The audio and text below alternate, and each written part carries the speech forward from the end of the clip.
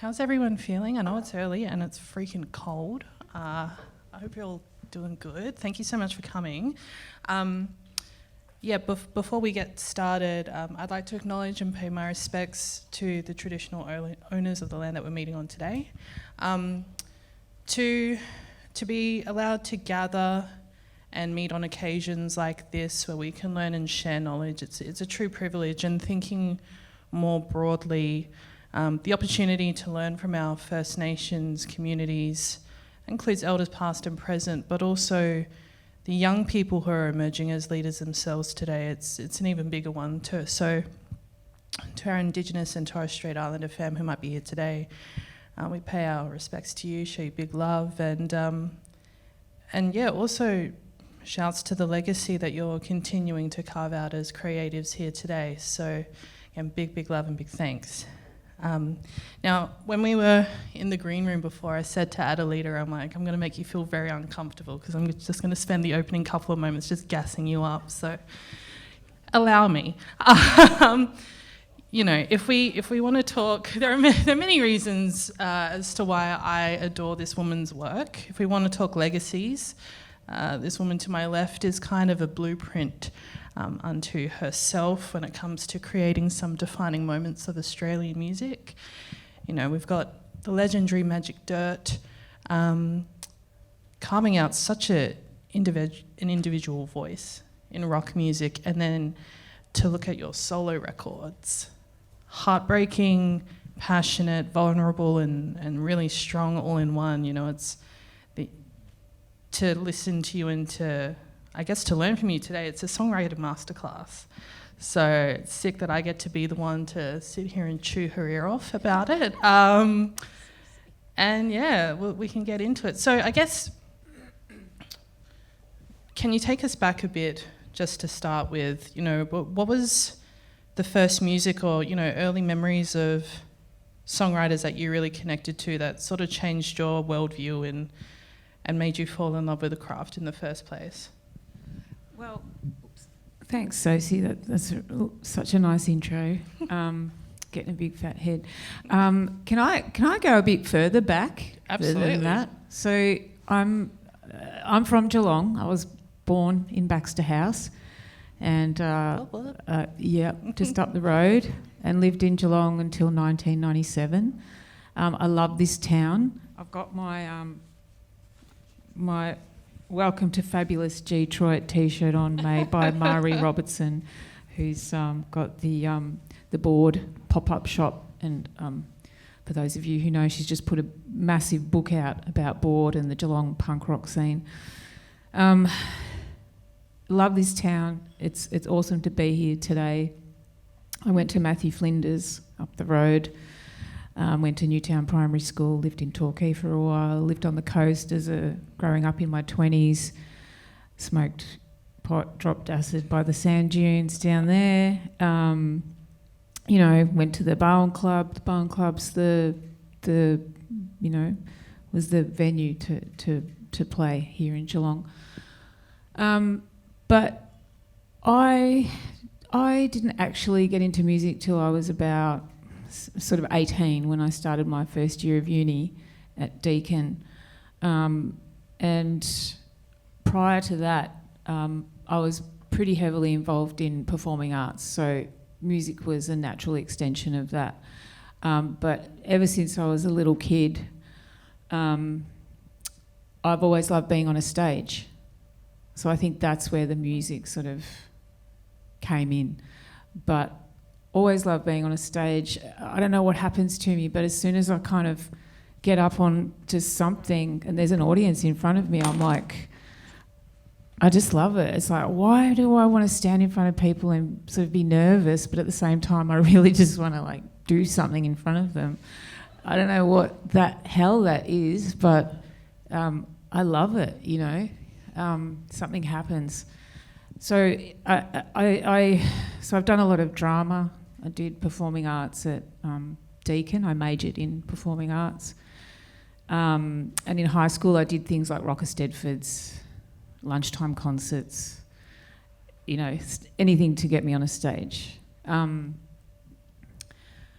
And then I'm just giving you a story leading up to music. And I also wrote a lot of poetry and little stories and things. At school, I remember a friend and I, we'd write a story together. She'd take home the book one night, write her little bit, then give it to me the next day, and then I'd continue the story. We wrote a lot about ponies and stuff like that. Anyway, I accumulated a fair bit of poetry through high school, going into uni. And then, first year of uni, that's when the music kicked in, you know, the songwriting and guitar playing. And that happened because on a whim one day in Melbourne, I was walking down Greville Street and walked past a music shop and I saw an acoustic guitar in the window. And I was with my mum and I said, can you buy me that guitar? Just out of nowhere. Like, I'd never wanted to play guitar, never wanted to write a song. I never stood in front of the mirror going, I want to be a rock star. Like, it was never, ever on my mind. So completely out of the blue. So she bought me the guitar. I bought a book, How to Play Guitar, rhythm guitar, took that home and just taught myself. And it was really hard. Like, my fingers hurt, but I was obsessed, like, with playing guitar, and I don't know why. And after I learnt a few chords, the book got too hard. I was like, I'll put that away, and learnt the basic chords and then started making up my own chords after that. And then I was like, I can put chords together and I'll get my poetry and I'll put the words to the chords. And then started making up little ditties, recorded it on a cassette. I was just obsessed, just in my room. And I didn't think anything of it. And then I met Dean, the other co-founder of Magic Dirt, bass player in Magic Dirt, who is not with us anymore. He passed in 2009. But he was my family, my best friend. And he discovered my cassette with the little songs. He's like, these are great. I'll learn bass. We'll start a band. I said, yeah, all right. Okay. Whatever's cool. And, you know, I was just going to uni and Dean and I got a share house down at Brimley. If anyone knows Brimley. Yeah, a few people know, well kept secret still. It's beautiful. Little hamlet near Torquay, just on the seaside. Got a house there and just started jamming like for hours. And then we got a drummer, found a drummer. This was pre-Magic Dirt. We were in a band called Dear Bubbles. And named after, I think, a famous New York transvestite who was called Dear Bubbles. I think that was her stage name. And we'd play skate parks, house parties, blah, blah. Yeah. And it was fun. And then the drummer didn't work out after a while. And then we got a new guitarist, found a new drummer, and that's how Magic Dirt started. And we just played the Barn Club and just little shows. And literally 3 shows in, we got signed and started supporting Sonic Youth. Dang. So it all happened really quickly. Dang. Yeah. And I was just like, I'm very much in my own world. Like, I'm very I don't know if I'm self-centered in a selfish way, but I'm just very self-absorbed in a healthy way, I think. Like, as an artist, I'm just like living in this world of mine, you know, how I see things. So when that was happening, I was just like, yeah, playing music, cool. It was just a form of expression, but it turned into a career. So I finished my degree at uni, started a teaching degree, hated it, sorry. But for me, it didn't work out for me. Like, I loved the kids, like doing the prac, I couldn't. I just couldn't. My head just.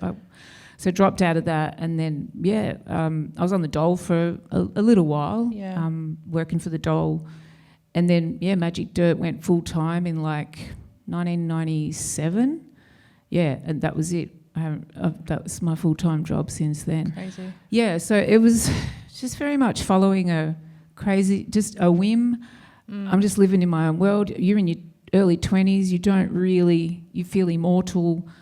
You just finding yourself. And, you know, I'm just a very, I'm a crazy person. Like, I just go on a thing and I'm obsessed and I follow it and I follow my heart, blah, blah, blah.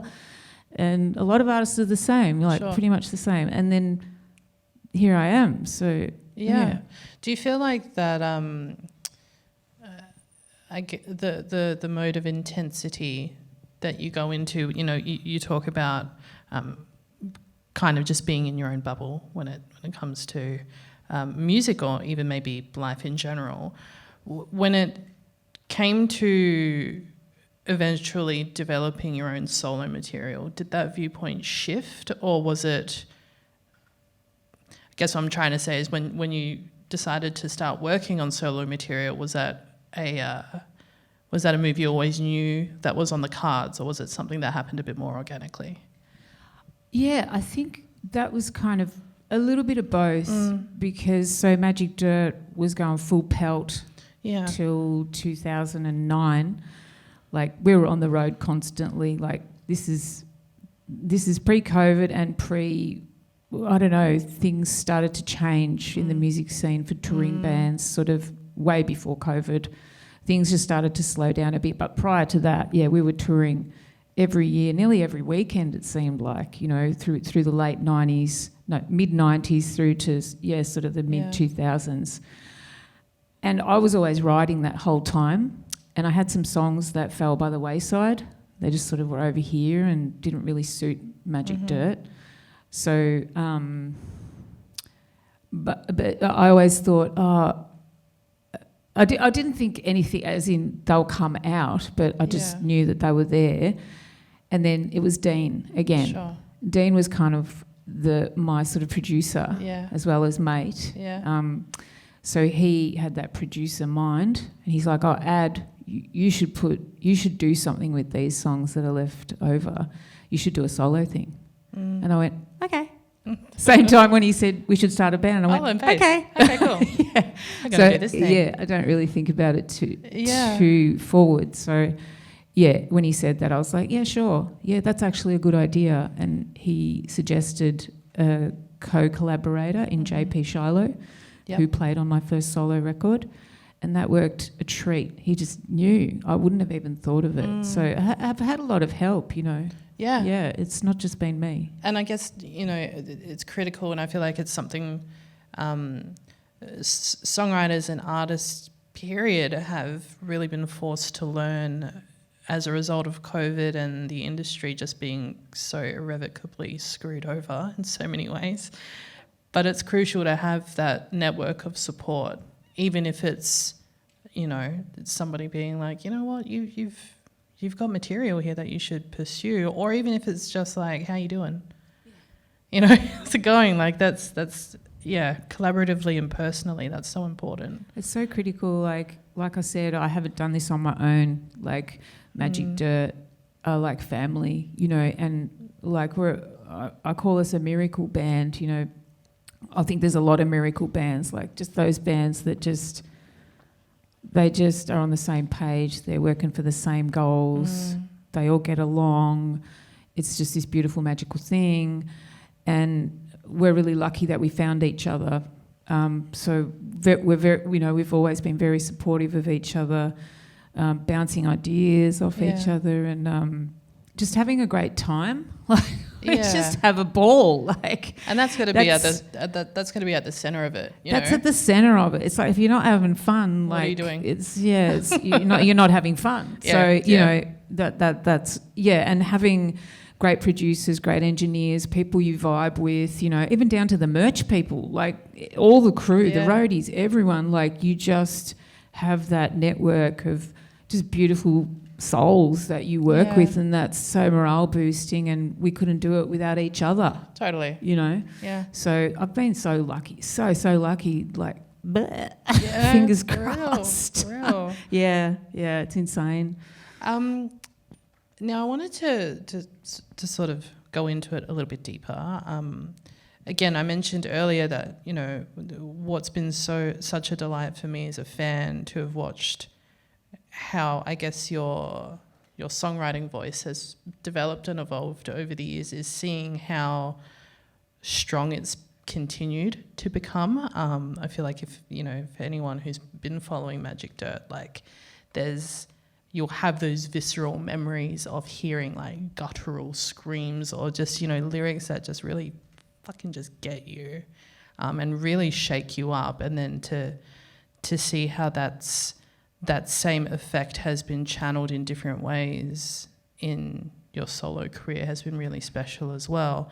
Can you tell us a bit about, I guess, how your relationship with your own sense of creativity as a songwriter has changed over the years? Like if we're talking about feelings of self-confidence, happiness, contentment with the songs that you're writing, like how would you say your relationship with yourself in that way has changed? Awesome question. I kind of feel like the same person, like that I've been from the start, which is sort of wide-eyed and curious, and I'm still so blown away by the creative process. Like I never get tired of it. Like the fact that I can sit down and just write a song out of nowhere, I'm so like, wow, it's so cool. And I must have a goldfish memory or something, because I just feel like I'm always like everything's fresh and new, like with the creative process. Like I never get tired of it. In terms of, I like how you were talking about confidence and stuff. Like it's a interesting one for me, because sometimes I feel confident with the creative process, and I guess talking about live shows too, like confidence is there, then sometimes it goes, Sometimes I'm like, oh, this is shit, my songwriting's terrible, no one cares, no one's going to like it.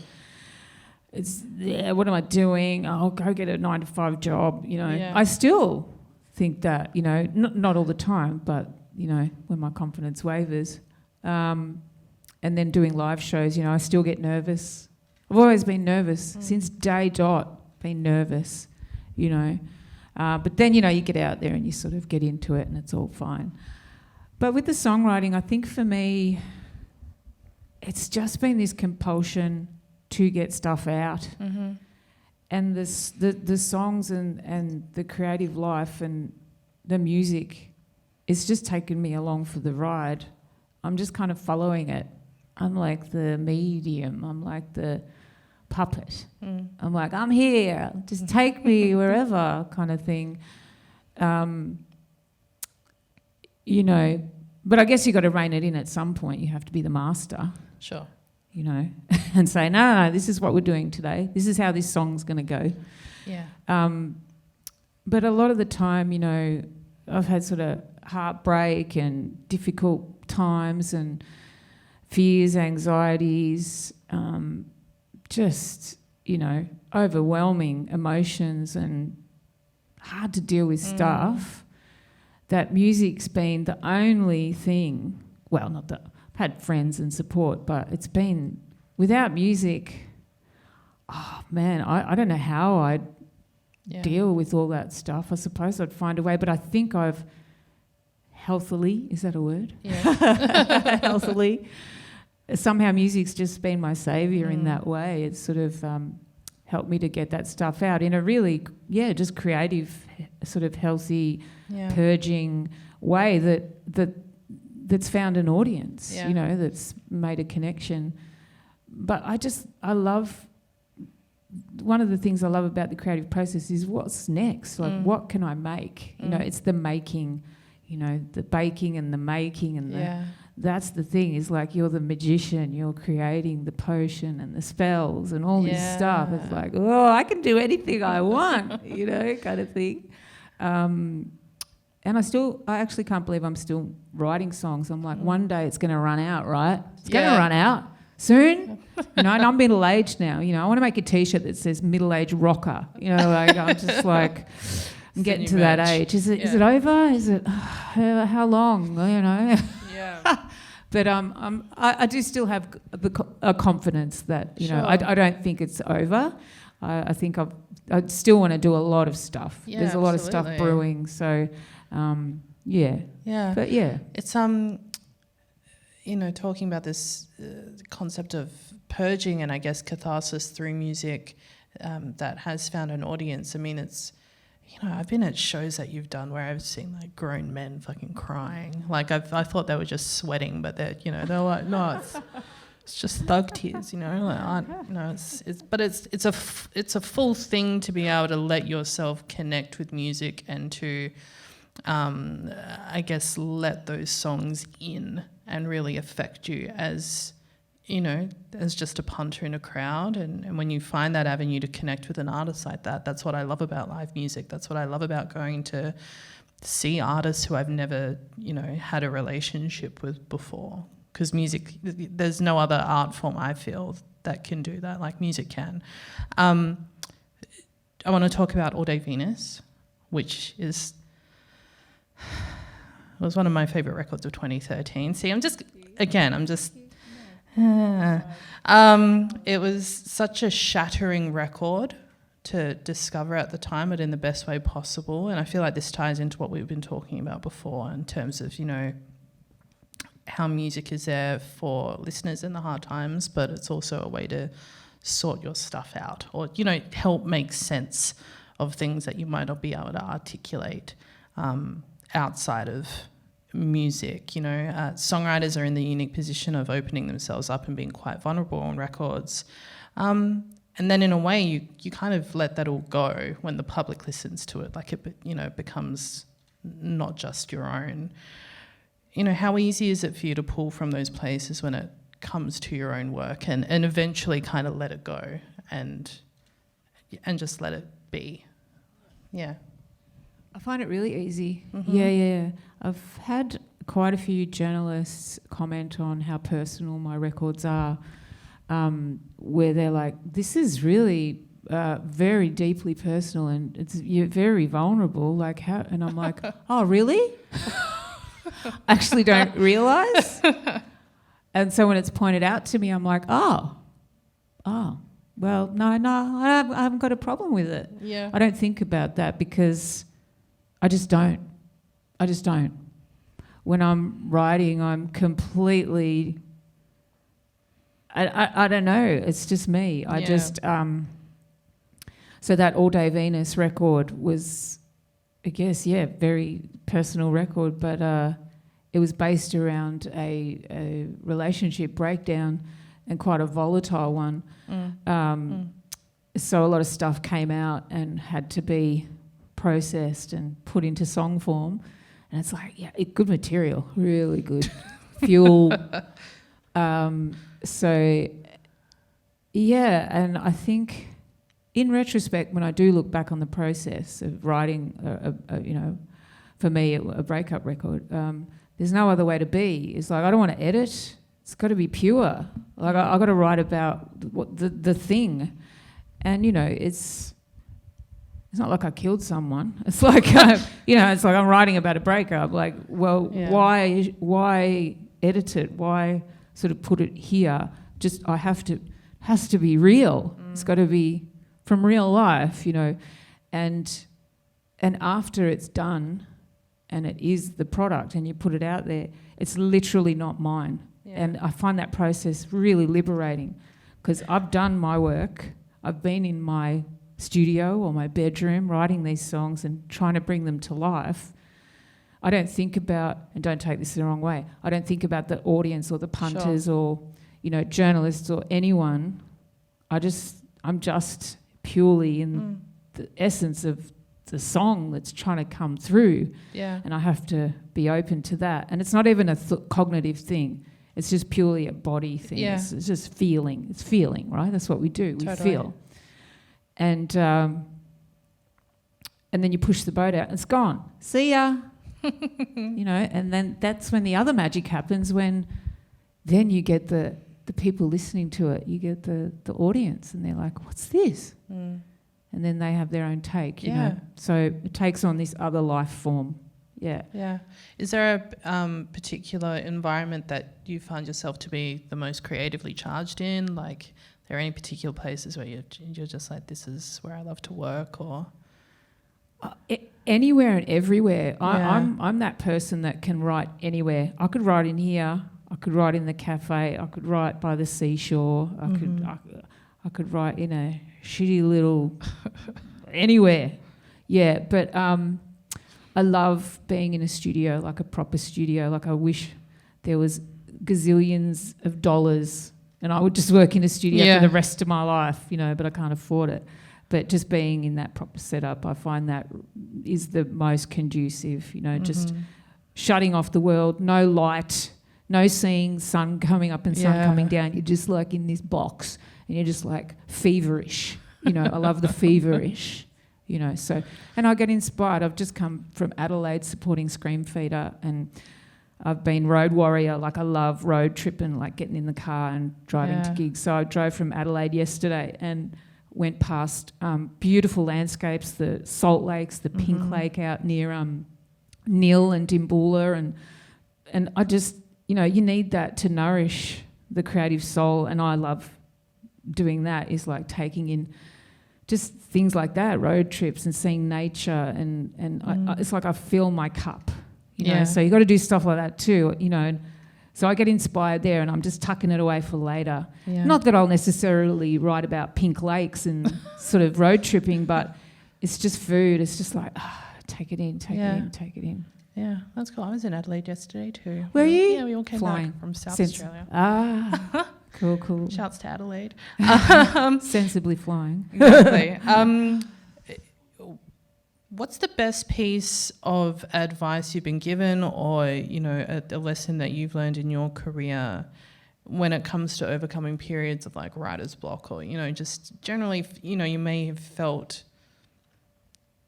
just a bit of a feeling of disillusionment with songwriting. Like I've spoken to a lot of artists even just over the last 2.5 years. Some of them have really surged creatively in lockdown. Other people have decided to leave music entirely because it wasn't fulfilling them, which I've found kind of fascinating. And I don't feel like there's any right way to have gone about it. You do what you do. But for you, when you do come up against different creative blocks, how do you process through it?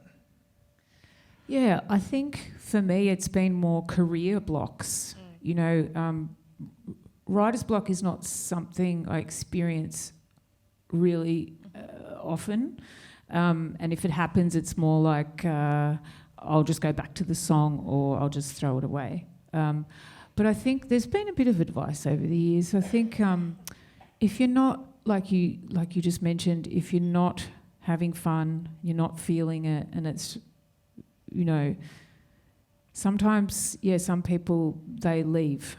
They leave it and they go on to do other things. I had a friend, this amazing musician, oh my God, beautiful voice, beautiful band. And when she left music, she went to Mexico. She's like, I'm done. And she had a bad relationship breakdown. I'm going to Mexico. She went to Mexico, and then she met this guy. Like, she got locked out of her hotel room, and this guy somehow rescued her, like got the key to the anyway, great love story. And they got married, and she moved to Europe. No more music. She's like, I'm done leaving music. And I was heartbroken. Like, everybody that knew her was so heartbroken, and we felt sort of betrayed. It's like, how could she leave music? She's like, nah. And she was, I'm telling you this, she was like gold. She was really special. Like, so we lost her, but it's all right. I've sort of at peace now with it. Yeah, so she's a teacher in Germany or something now. Yeah, I've grieved. Yeah, or she's in Italy or something. Yeah, so some people just leave. They leave, and that's the best decision for them. So, but that would be a hard decision to make. And I've had moments like that where I've had even my own bandmates say, look, Ad, if you're not having fun, just don't do it anymore. And then when you hear it, you go, oh, no, I'm good. Oh, no, I'm good, yeah. So sometimes you really have these moments where you're like, and Magic Dirt did break up a few times very early on. I was like, nah, we're done. But then I'd come back and go with that. Yeah. So it's all right. You just make mistakes, learn from, lessons learned. But I'm going to talk about the writer's block thing in the workshops in much more depth for that side of stuff. But this could translate into writer's block, but Magic Dirt had a career block in 1998 we sort of things were wrapping up with grunge, and so we were sort of electronic music was sort of taking off, and then we were sort of, our live shows were sort of, numbers were dwindling a little bit, and we were sort of getting unsure about stuff. And one of our records was done, and we came to this sort of limbo land, and we didn't have a manager, so our manager left. Oh no, we fired them. And then our label dropped us, Warner US. We gave them a record. They're like, this is terrible, no singles. It was really experimental and too heavy for them. They paid us out a bunch of money because we were contractually obliged to get the money. Deliver. So we lived on that money for a long time. It was a hefty amount of money. It was Warner US. It was, telling you, it was awesome. So no label, no manager, no interest, and we sat around in our rat-infested share house in Paran in Melbourne, sitting around in our late 20s going, okay, guys, what are we going to do? Yeah. Are we going to stop? We were like, well, I don't know. Maybe not. So we took out some bank loans and just started working on new demos. And we're like, nah, let's keep going. We've got to keep going. We have to try again. So that's when we delivered Dirty Jeans and What a Rock Star's Doing Today, and got signed to Warner Australia. Ironic. And that's when it took off, and that was the second wave, much bigger wave of success. So the lesson there is, I don't know, I guess, surround yourself with some support and talk it out, and then just try something. And I guess that could translate into writer's block as well, is if you have writer's block, try something else, talk to people, or just go away from it for a while, come back, and maybe don't give up. Do you remember there being like a particular conversation or a particular catalyst that kind of flicked that switch for you guys and being like, you know what, fuck it, like let's give it one more red hot go? I think it was just us in our lounge room. We were just sitting around, and it didn't take long for us to come to that decision, because once we'd voiced it out loud and we'd said, are we going to stop or keep going? And then I think we were nearly going to cry, like, and we were just like, no, we can't stop. We're not going out like this. This is not how it's ending. It's not how it's ending. And Dean also had a really good, Dean, the producer mind, also had a great economics mind, really good business head. And he was like, no, let's take out some loans. And what did we do with the loans? I think we started work on Dirty Jeans and hiring a producer, Greg Wales, from Sydney, who came down to Melbourne and shacked up with us for a while and worked on this song, Dirty Jeans. And it was like, Dirty Jeans was our biggest hit. And it's just 3 chords. That's it, 3 chords. That's all you and need. Just like 5 lines repeated. Like, it's madness. Yeah. But I'll talk about that song in the workshop in depth. I'll do a deep dive. Sick. But and luckily maybe we were young enough as well just to go, stuff it, we'll keep going, kind of thing. Keep doing it. Yeah, exactly. Fuck yeah. Calling back to you were talking about just loving being on the road and that process of it. I mean, I know that along with being a songwriter and artist, you've also been self-managed and co-managed as well. So can you tell us a bit about, I guess, the difficulties or maybe the way you've been able to keep both the business plate spinning and the artistic plate spinning? Because, again, I feel like a lot of independent songwriters, all you can depend on is yourselves, in terms of bookings, in terms of getting from one place to another. Like, how have you managed to sort of keep that balance, if there is a balance? Well, Magic Dirt, we're lucky enough to... Can I just interrupt and say, are we having question time as well, Sosie? Are we? Or we're No. not? Oh, Okay. sorry. Okay. All right. Well, we can mingle later. Yeah, if you've got any questions. With management, Magic Dirt have been lucky enough to hire proper managers, and we went through probably about 3 different management companies. First one was a good mate, Gavin. We played a lot of tricks on him, so that was fun. I remember once we put sausages in his backpack on the plane. So I know, we were such rat bags. Anyway, he was great, but in the end, we just needed someone. We just had to change management, just slight differences, but still love him, he's a good mate. And then we went on to Secret Service, and then after that, so really big management companies, and they just took care of stuff, and they were great, really great, and they really helped us. So I got to just be an artist. I got to just be the rock chick in the front of the van going, crank up the tunes, crank up the aircon, let's go to the gig, woo, I didn't have to think about anything. Sure. So, but along comes Solo Ad in 2010, and all of a sudden no band, I had to find management. And in the beginning I don't think I had management, but I had a label, so they helped me, but I did get management, and management was great, but then circumstances changed, and to be honest, it's to do with finances. It's very hard to afford management, for a lot of artists, including myself. As time's gone on, things have become limited and a lot more restricted with money. So now I self-manage, and I hate it. To be honest, I don't get to be the artist anymore, just going, let's go to the gig. Yeah. I have to book the flights, book the cars, deal with the things and all the emails and all the admin, and it's exhausting. I literally don't have time to be creative anymore, unfortunately.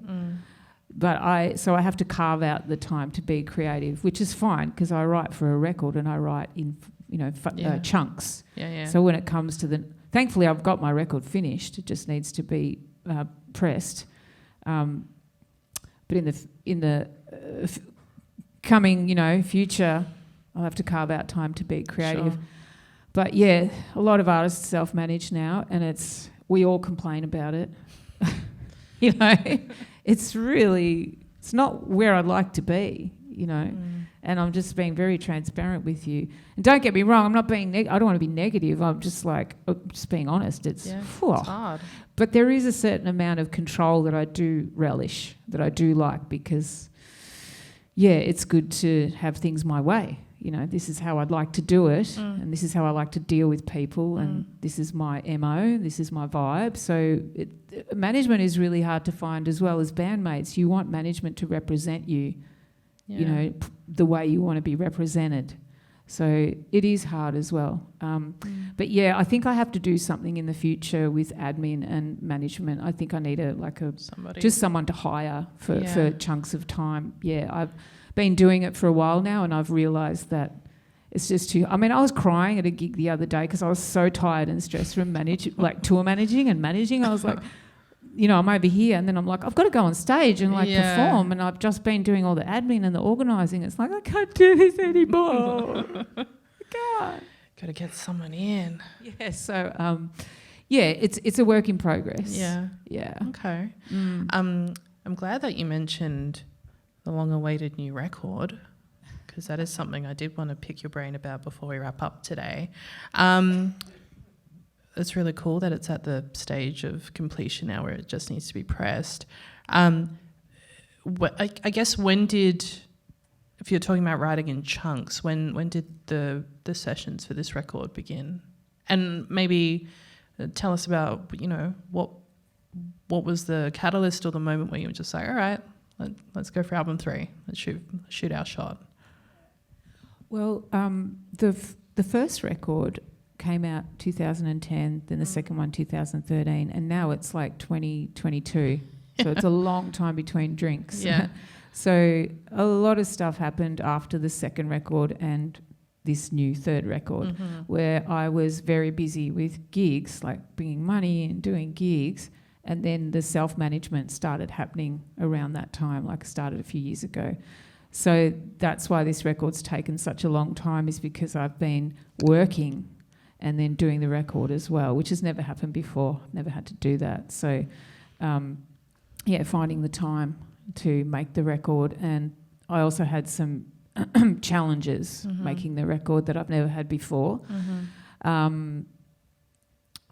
Just lots of things, just couldn't get the songs right and had to go back and re-record, and it was a nightmare. It's just like, I haven't got it. Oh my God, what's going on? Some songs were great, other songs took a while.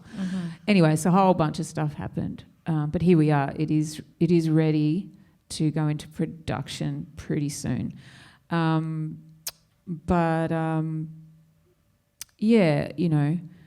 it's just taken a while. It's taken a while, and it was written about a particular time, and mostly about a particular person that was very inspiring for me, like a muse.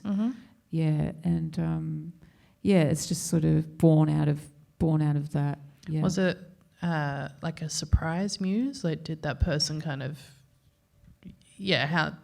I guess when you started writing the record, was that always sort of percolating in the back of your head, or did you get into the process and realise that it was becoming, more about this person? No, I knew exactly. Okay, cool. Yeah, so, and I said to the person, I said, this record's going to be about you. You know that. Can you imagine the person going, who is this intense chick? Like, no, we were friends. Yeah. Awesome. So I started writing it in 2014, and it was probably done by the end of 2015, and that's when I went to record. At the end of 2015, I started recording this record, and it's 2022. Wild. So yeah, so. Most of that time, the years in between 2015 and now, has been the production of it. Yeah. So recording, mixing, going back. There's been lots of going back and backwards and forwards, revisiting. Yeah, and a lot of it, I've produced the whole record myself, which was what I wanted to do from the start. I was like, I want to see what I come up with, and I really felt like I needed to do this. There's a couple of co-producers on it and a couple of other producers, but I pretty much, it's me. It's all me, pretty much. What have you learned about yourself exploring the production side of things? Like, do you feel like that's opened up any kind of new facets of your songwriting, or even just the way you approach and view the process? Definitely, and I'm still learning. I think... asking for help and being okay to be allowing people in. I'm very controlling in that way.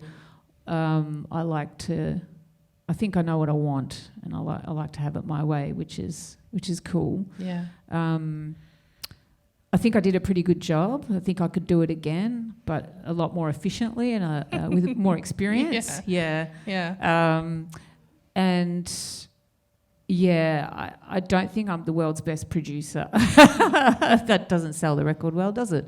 As in, I think I'm more of an artist than a producer. Sure. But artist, producer, I don't know. I'm still confused a little bit by that. Maybe the producer just sits back a lot more and doesn't really play the instruments that much. I don't know. But I think I would love to do it again, because I know I'd do a much better job. But this record I'm really happy with it. I'm really, really happy with how it's come out, and I'm glad I persevered. I've learnt that I can I've learnt about persevering, is like I didn't give up on it. There were many, many moments where I was so panicked. I was literally so overwhelmed. I've never felt so overwhelmed in my life. I was like, what's going on? Is this just middle age, or what is... Maybe it's a bunch of stuff as you get older, but I was really overwhelmed with panic and stress. It's like, why isn't this working?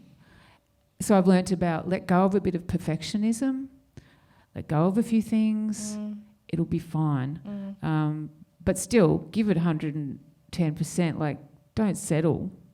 So, but I'm so glad that I persevered. I'm so glad it's going to come out, and I've learnt so much. It's been golden at the same time. So I guess it's it's a record of perseverance, but also a lesson in resilience as well. Coming out now in this music industry, music climate, where I feel like in the last couple of years we've seen so much music come out. Like, it's been overwhelming, and it's kind of been impossible to consume music in maybe the way we used to, just because there's like release after release after release after release after release. But sometimes it is really nice to have records come out as reminders to just sit back and actually, like I said before, let the music come in and just do its thing with you, which sounds really gross and creepy when I articulate it that way.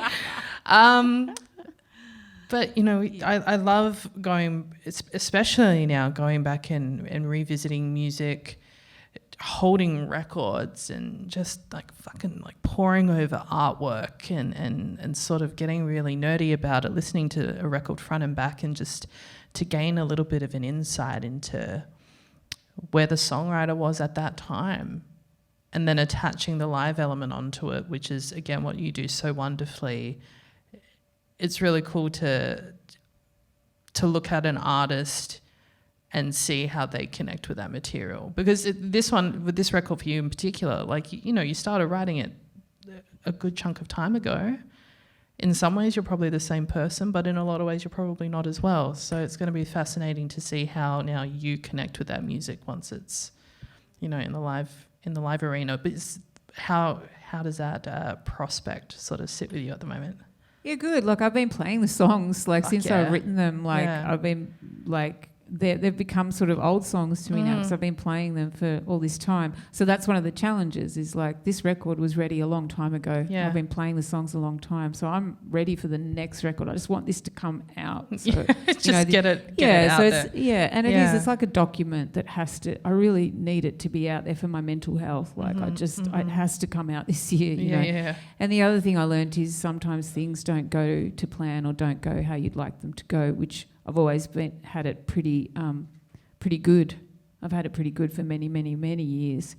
So for this record's been like, oh, well, here you go. Check this out. Deal with this. Totally. So you have to let go of control sometimes. You really do. Yeah. And that's okay as well. It's okay. It's okay. Yeah. Yeah. We're all going to be okay. Yeah. We'll be fine. Yeah. I guess maybe to finish up today, we've spoken about, you know, how artists' relationships to music and to songwriting can change at different points of a career. Influences can come from the strangest and maybe most unexpected of places. We've spoken about how important it is to have, you know, to find your tribe. It might not necessarily be in a band. It could be your housemates. It could be, you know, people you connect with at shows. Thinking about where you are creatively and personally now, how would you describe your relationship with music as a craft? Awesome question. Thank you. Love it. I think I was actually thinking about this the other day. I feel like it just saves me. It really saves me and just really takes me along on this awesome ride, and it still is. Like, I'm so thankful. Like when I was driving from Adelaide, I was like, wow, I'm still doing what I did, you know, 3 decades ago. It's still the same thing. How is this possible? Like, I'm like so lucky to like meet so many great people, play with so many bands, have so many exhilarating experiences being on a stage and doing things like this. Like, I've done so many different things, you know, in my life when it comes to music. It just has so many forms where you can connect with it and where you can connect with other people. And people have said to me, oh, you saved my life, or you got me through this hard time. Like, you know, or this girl the other day was like, my dad had heart surgery or something, and they used to listen to one of the Magic Dirt song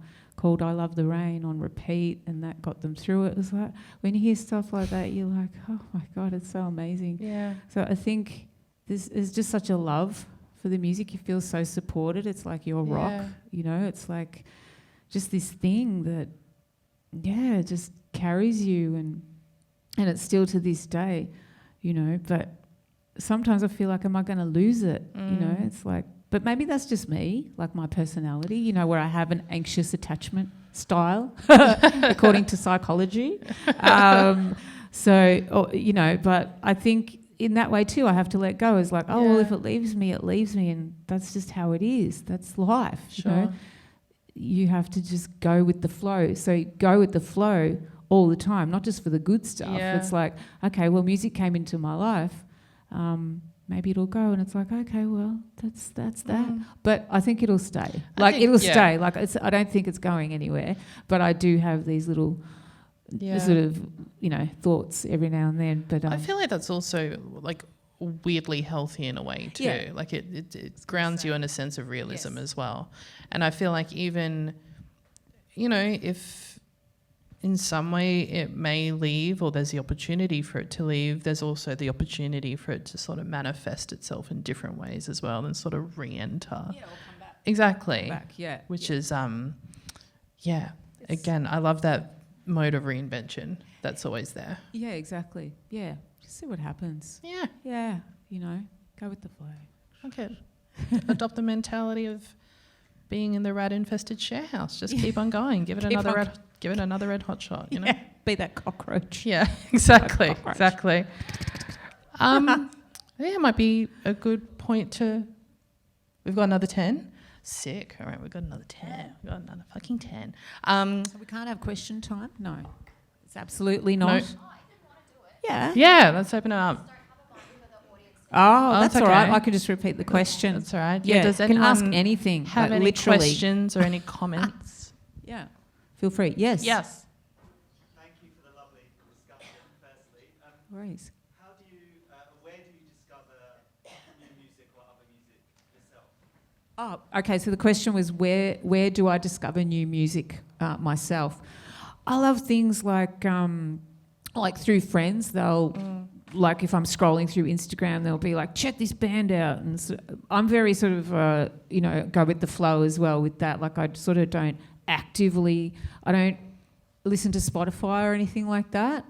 I'm a bit old school. I'm like word of mouth, or watching Rage late at night. Oh, what's that song? Or hearing something in the cafe. Oh, what's that song? I'm always the person going, excuse me, what's on the playlist playing over the PA? Yeah. PA, does anyone say that anymore? Oh God.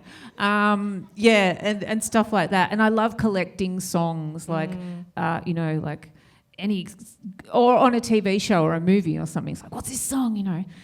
So I'll just go to iTunes, immediately buy it, and I love collecting all these great songs. I love classical, I love,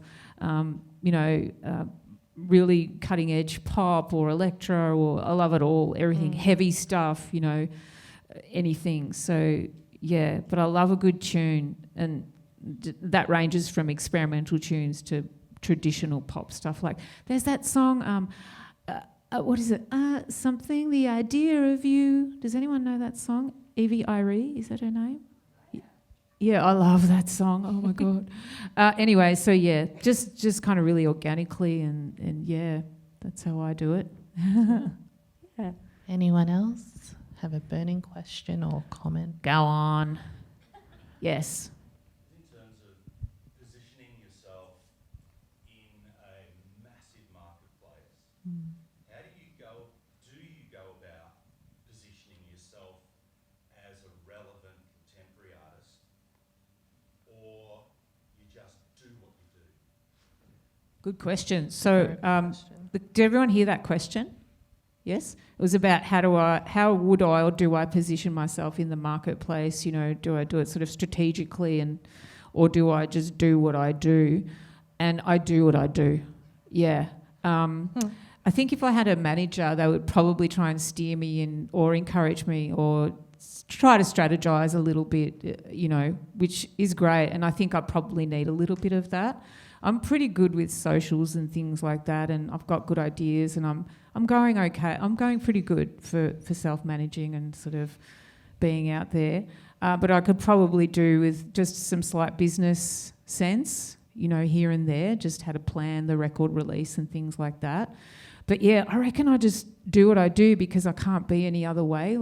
And sometimes I dip my toe in that, and then I come back, I go, oh no, it's too much. that didn't work, too much didn't work. That's That no. An example I can give is I might dress slightly differently for a certain type of show, which is not too far removed from how I would normally dress, but maybe I just went a little bit too far one way, and it's like, oh, what are you doing? I'll see a photo, I'm like, oh no, don't wear those pants. No. Yeah, so yeah. I just, got to be myself, yeah. And I have to actively work on that the older I get, because I think too much now. I just overthink. I'm like, oh God, well, so much better when I was younger. I didn't think. I just want to go back to that. Yeah. Yeah. Well, maybe time for one more or two. Yeah. Yes. Cool. At the back. Just wondering with your writing whether you ever get to a point where you are 100% confident yourself with, yep, that song's where I want it, or do you always get someone to check over it, fresh ears, fresh eyes? Okay, great question. Yeah, it was when I songwrite, am I ever 100% confident with the song that I've got it, or do I need to get some outside help or collaboration or perspective? Both. So quite often I'll write a song where I can do it all on my own and it's fine, and I know I've written a really good song, and I'm like, yeah, that's in the bag, and they usually come pretty quick, and you're done, and you're like, hell yeah, awesome. And then there's some songs where I'll tinker with it for quite a while on my own.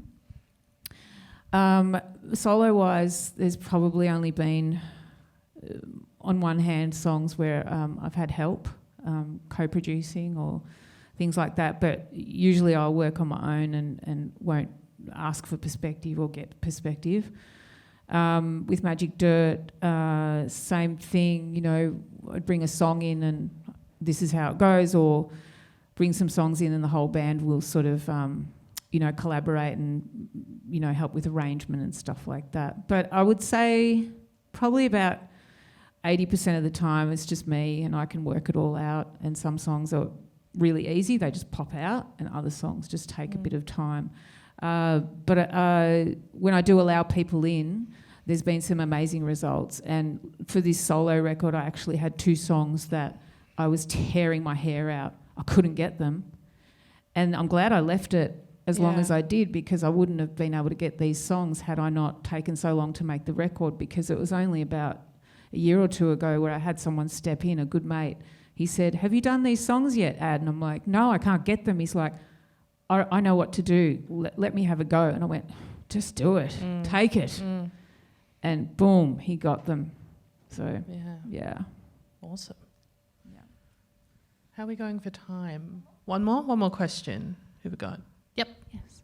Can you talk just a little bit about how you survived as a female working in an incredibly male-dominated industry the last 30 years when it's not been a pretty place all the time? Yeah, I've never thought about my gender. I've never had a problem. To be honest with you, it's been. It's a weird one, because I often get asked that, what's it like to be a woman in the industry, and how have you navigated it? I've just always been myself, and I've just sort of been that sort of steamroller just coming through, just like, get out of my way, whoever you are, whatever you've got to say that's negative, because I don't really care, It's just how I've always been. I've been surrounded with really great people, and my whole band is all males. I've worked with so many men in the industry, and they've all just been unreal. Just like, and you have the we've come across the sort of machismo element, in the industry, but the people that I surround myself with, or that work with me, the other males, they don't identify with that machismo. So they're in touch with their whole self, I guess. So there's always been zero tolerance for any kind of weirdness with sexism or, anything weird like that. It's like, we shut that down always, but it's never, so many people in the biz are just, so lovely, and there's never been a problem with that. I think a couple of times I mean, I have had people say, "Oh, it's great to see a girl rocking up there on guitar," and it's like, I get it. Like, I know I'm a woman rocking out with a guitar, and I'm one of few. That's the thing that I guess is the thing that I always notice, that I'm probably the only one on the lineup that's a woman, and it's like, where are all the girls? So that's been sort of the main thing. But yeah, I just don't get it. It's like, so what? I'm a woman is like, I'm just playing music. Like, if you've got a problem or you've got something to say, I have had a couple of weird, terrible things that have happened from from the punters, where I've been physically assaulted twice. And the way I dealt with that was that I wanted to kill them, and I literally nearly did. It's just because I'm fiery, right? I'm from a European, Southern Mediterranean background, so don't mess with me. I might seem a bit sort of introverted sometimes and quite nice. Oh, she's so nice. People come up to me, oh, you're so nice. I'm like, yeah, because maybe on stage, but they don't realise. It's like I can flip like we all can. We just flip into the primal if you're mode. Pushed into that position. So I've had a punter literally assault me, and I went for his throat, and the band had to hold me back. I just wanted to, and it was Dean again said to me before the show. He's like, "Don't go out in the crowd tonight." He always knew. He always knew. I don't know how he knew. Yeah. So don't go into the crowd. What did I do? I went out in the crowd. Yeah. And then once a fan came up to me and he tapped my bum. He said, "Great show." Really? And I turned around.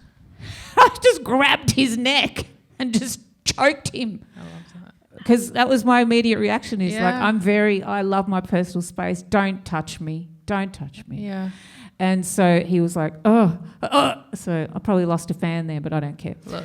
But I'm very much, and I think I've been in a bit of a bubble because I know there's a lot of horror stories out there. I haven't heard them. No one's told me them. Like, other female friends or musos. No one's told me. But if I got told, I'm sure I would be enraged by some of the stuff that goes on out there. But I'm very much like, get out of my way. Yeah. And it's always so... it feels way more confronting when it's not something you deal with consistently. I had that it was only a couple of weeks ago. I was DJing at a bar in Footscray, and not to toot my own horn, but I fucking killed it that night. And nothing had gone on literally got to the second to last song, and I had two dudes who'd seen me play before. They came up to me and they were like, "Oh, like, so glad that you're back here. Like, we loved watching you play. My friend over here said that he thought it would be a lot better if you smiled more, though." And I'm like, what do you do with that? How is that enriching my life?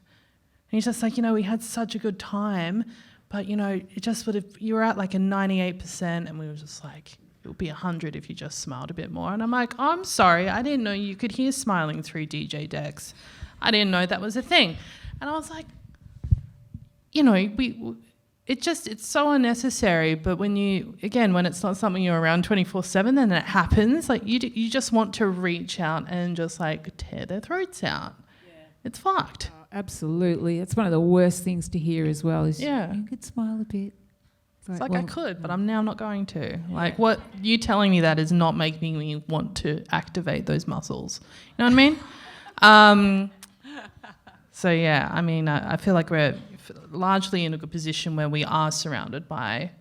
Because, we would gravitate, I'm sure you, as you mentioned, the men who you've been able to work with and gravitate towards are not insecure at all, are in touch with their whole selves, and you just don't stand for it.